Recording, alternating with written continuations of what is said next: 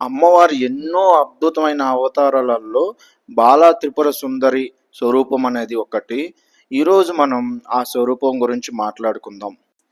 భండాసురుని నాశనం చేయడానికి లలితమ్మవారు తనలో నుంచి ఎన్నో దైవశక్తుల్ని పుట్టించారు. ఎందుకంటే అప్పటిదాకా ఉన్న దేవతలు ఎవ్వరూ గాని భండాసురుని నాశనం చేయలేకపోయారు. అందుకని అమ్మవారు తనలో నుంచి ఒక సృష్టిని తీసుకొచ్చారు. బుద్ధి నుంచి శ్యామలాదేవి, నేను అని ప్రజ్ఞ నుండి వారాహిదేవి పుడితే, అమ్మవారి హృదయం నుంచి మాత్రం బాలా త్రిపుర సుందరి దేవి పుట్టింది. బండాసురుతో యుద్ధం చేస్తుంటే రెండో రోజు ఏం చేశాడంటే 30 మంది కుమారులను పిలిచి, ఈ విశ్వంలో మిమ్మల్ని సరితూగే వీరుడు లేడు అని మీరెళ్ళి ఆ శుద్ర శక్తుల్ని శ్యామలాదేవిని, వారాహిదేవిని, లలితాదేవిని ఈడ్చుకురమ్మని పంపాడు ఆ దుర్మార్గుడు.